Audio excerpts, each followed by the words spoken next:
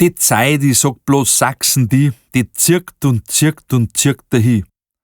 Manch einer mehr hat mehrere Zeiten haben, hätt sie gern ein wenig etwas für'n Schluss aufkommen. Aber ohne Pause geht sie weiter, gewiss wird's mir zwing am End, ja, leider. Als Junger hab ich nicht nachdenkt, hab laufend ein wenig Zeit verschenkt.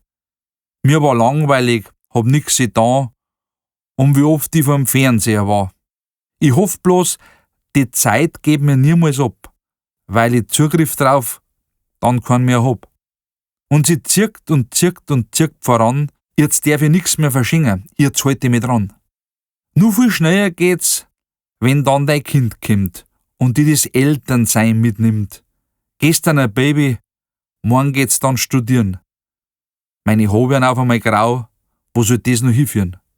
Und die Zeit, die zirkt und zirkt und zirkt davon und ich sie leider nicht aufhalten kann.